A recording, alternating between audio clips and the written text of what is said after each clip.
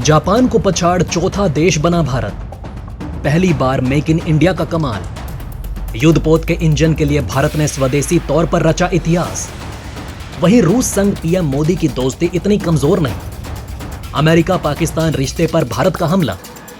दोस्तों, जैसे जैसे भारत की अर्थव्यवस्था आगे बढ़ रही है, बिल्कुल वैसे ही भारत अपने देश में इंफ्रास्ट्रक्चर का भी विकास काफी तेजी से कर रहा है। इंफ्रास्ट्रक्चर बेहद अहम होता है किसी भी देश के विकास को आगे बढ़ाने के लिए, क्योंकि बिना इसके ना तो अर्थव्यवस्था आगे बढ़ सकती है और ना ही रोजमर्रा के काम सही तरीके से किए जा सकते हैं। कुल मिलाकर देखा जाए तो भारत ने इंफ्रास्ट्रक्चर के क्षेत्र में काफी मेहनत की है और इसी से जुड़ी हुई अभी अच्छी खबर निकलकर हमारे सामने आ रही है। दरअसल दोस्तों, भारत का इंफ्रास्ट्रक्चर इतना ज्यादा मजबूत हो चुका है कि मेट्रो लाइन के मामले में भारत ने अब जापान जैसे विकसित देश को भी पीछे छोड़ दिया है। वहीं अब भारत विश्व में चौथा सबसे विकसित और मजबूत मेट्रो सेवा प्रदान करने वाला देश बन चुका है, जिसके तहत भारत के अंदर 800 किलोमीटर से भी ज्यादा लंबी मेट्रो लाइन मौजूद है, जबकि जापान के पास केवल 750 किलोमीटर लंबी मेट्रो लाइन मौजूद है। दोस्तों, मेट्रो सेवा जब भारत के अंदर शुरू की गई, तब से ये शहरों में रहने वाले लगभग हर भारतीय के लिए रोजमर्रा के जीवन में एक काफी महत्वपूर्ण भूमिका निभा रही है। लोगों के लिए एक जगह से दूसरी जगह जाना आसान बनाने से लेकर मेट्रो ने लोगों के पैसों को बचाने का काम भी किया। साथ ही मेट्रो भारत की जनता को आरामदायक और तेज यातायात की सुविधा भी मुहैया करवाती है, जिसके लिए मेट्रो भारत के लिए बेहद ही ज्यादा अहम साबित हुई और इसी वजह से भारत ने लगातार मेट्रो का विस्तार किया। मौजूदा समय में भारत के लगभग हर बड़े शहरों में मेट्रो की सुविधा मौजूद है, जिसे लोग काफी बड़ी मात्रा में इस्तेमाल करते हैं। अगर देश में कुछ सबसे सफल और मजबूत मेट्रो सिस्टम की बात की जाए तो दिल्ली मेट्रो का नाम सबसे ऊपर आता है। दोस्तों, दिल्ली मेट्रो इतनी ज्यादा मजबूत और सफल है कि हाल ही में इजराइल ने दिल्ली मेट्रो के साथ अपनी साझेदारी करने का फैसला किया था, ताकि इजराइल के अंदर भी मेट्रो सुविधा शुरू की जा सके और बिल्कुल वैसे ही इसका विस्तार हो सके जैसे कि भारत लगातार अपने देश में कर रहा है। दोस्तों, आपको ये बात जानकर काफी ज्यादा हैरानी होगी कि मौजूदा समय में भारत के पास तो 800 किलोमीटर लंबी मेट्रो लाइन मौजूद है, वहीं पर इसके साथ ही भारत के कुल 27 शहरों में 1000 किलोमीटर लंबी मेट्रो लाइन का निर्माण चल रहा है, जिसे अगर मेट्रो लाइन की मौजूदा संख्या के साथ जोड़ दिया जाए तो भारत में मेट्रो लाइन की कुल लंबाई 1800 किलोमीटर से लेकर 2000 किलोमीटर तक हो जाएगी, जो कि भारत को विश्व में मेट्रो लाइन की लंबाई के मामले में दूसरे स्थान पर लाकर खड़ा कर देगा। क्योंकि मौजूदा समय में मेट्रो लाइन की लंबाई के मामले में भारत से आगे केवल 3 ही देश हैं, जिसमें सबसे ऊपर चीन, फिर अमेरिका और तब जाकर साउथ कोरिया का नंबर आता है।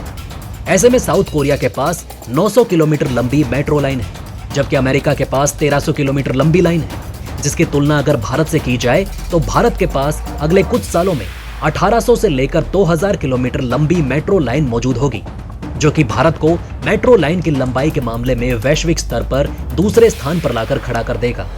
हालांकि भारत के लिए चीन को पीछे करना इस समय काफी ज्यादा मुश्किल होगा, क्योंकि चीन के पास लगभग 8600 किलोमीटर का मेट्रो लाइन नेटवर्क मौजूद है, जिससे अगर भारत के अंदर कंस्ट्रक्शन और मौजूदा मेट्रो लाइन की लेंथ से भी जोड़कर देखा जाए तो भी चीन के पास भारत से 4 गुना ज्यादा लंबी मेट्रो सिस्टम मौजूद है।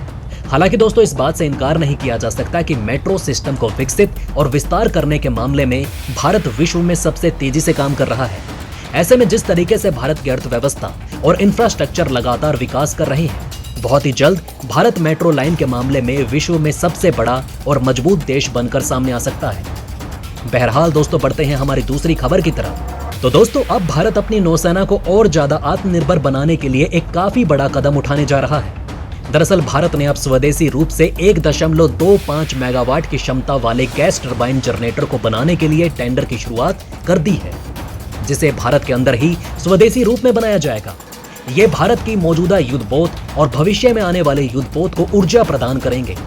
अभी तक अपने गैस टरबाइन जनरेटर की जरूरत को पूरा करने के लिए भारत रूस और यूक्रेन जैसे देशों पर निर्भर रहता था, लेकिन अब भारत को ऐसा नहीं करना पड़ेगा।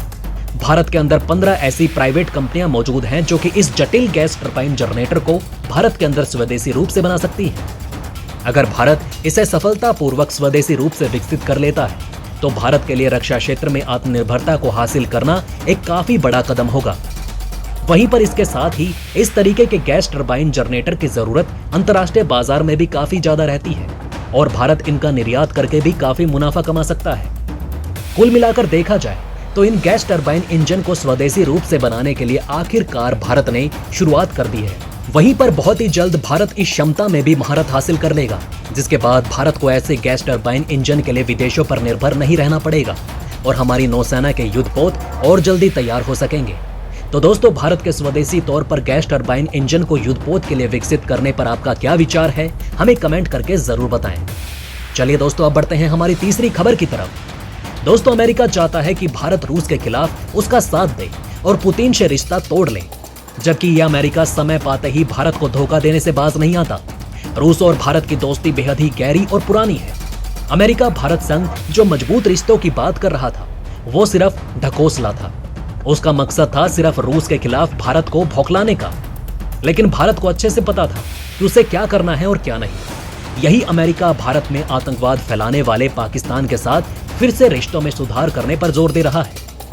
ऐसे में भारत ने अमेरिका को जमकर लताड़ लगाई। दरअसल विदेश मंत्री एस जयशंकर इस वक्त ऑस्ट्रेलिया की यात्रा पर है। ऑस्ट्रेलिया की राजधानी कैनबरा में जयशंकर ने ऑस्ट्रेलिया के विदेश मंत्री पेनी वांग के साथ संयुक्त प्रेस कॉन्फ्रेंस की। यहां उन्होंने रूस से जुड़े एक सवाल पर पश्चिमी देशों को अपने अंदाज में आड़े हाथों लिया। उन्होंने रूस के हथियार खरीदने को लेकर कहा कि पश्चिमी देशों ने दशकों तक भारत को हथियार नहीं दिया, इसलिए रूस से हथियार लेना पड़ा। जयशंकर ने कहा कि भारत को हथियार देने की जगह पश्चिमी देशों ने पाकिस्तान की सैन्य तानाशाही सरकार को हथियार दिए। विदेश मंत्री एस जयशंकर का कैनबरा में तिरंगा सम्मान के साथ स्वागत किया गया। इसके तहत ऑस्ट्रेलिया का संसद भवन तिरंगा के रंगों में चमकता दिखाई दिया। विदेश मंत्री ने ट्वीट कर कहा कि कैनबरा में तिरंगा स्वागत को पहुंचाकर ऑस्ट्रेलिया की संसद को तिरंगा रंग बेरंगा देख खुशी महसूस हुई। उन्होंने कहा कि रूस के साथ हमारे लंबे समय से संबंध हैं और दोनों देशों के बीच ये काफी अच्छे रहे हैं। हमारे पास सोवियत और रूसी मूल के हथियार पर्याप्त मात्रा में हैं। इसके आगे उन्होंने कहा कि रूसी हथियार कुछ खास कारणों से बड़े हैं। उनमें सबसे बड़ा कारण है कि दशकों तक पश्चिमी देशों ने भारत को हथियारों की सप्लाई नहीं की। वो हमारे बगल में सैन्य तानाशाहों को पसंदीदा भागीदार के तौर पर देखते रहे। हम आंतरिक राजनीति में ऐसे निर्णय लेते हैं जो हमारे भविष्य और वर्तमान की स्थिति को प्रतिबंधित करें। विदेश मंत्री ने इनडायरेक्ट तरीके से अमेरिका पर निशाना साधा।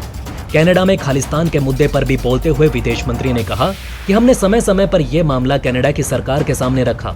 हमने ये बात रखी कि लोकतांत्रिक देशों में जो आजादी मिली है, उसका गलत इस्तेमाल उन ताकतों द्वारा नहीं होना चाहिए जो हिंसा और कट्टरता का साथ देते हैं। दोस्तों, ये थी खबरें भारत के जापान को मेट्रो लाइन के विस्तार के मामले में पीछे छोड़ने की, साथ ही स्वदेशी कारण में हर कदम पर आगे बढ़ने की। वैसे आपका इन खबरों के बारे में क्या कहना है, हमें कमेंट में जरूर बताएं। वहीं अगर चाहते हैं कि ऐसी इन्फॉर्मेशन ज्यादा से ज्यादा लोगों तक पहुंचे तो इस वीडियो को शेयर जरूर करें। और अगर आपको हमारी ये वीडियो पसंद आई हो तो इसे लाइक करना ना भूलेगा। साथ ही अगर अभी तक आपने हमारे चैनल को सब्सक्राइब नहीं किया है तो प्लीज हमारे चैनल को जरूर सब्सक्राइब करें। खुश रहें, अपना ध्यान रखें। फिर मिलेंगे एक नई इन्फॉर्मेशन के साथ। तब तक के लिए जय हिंद, जय भारत।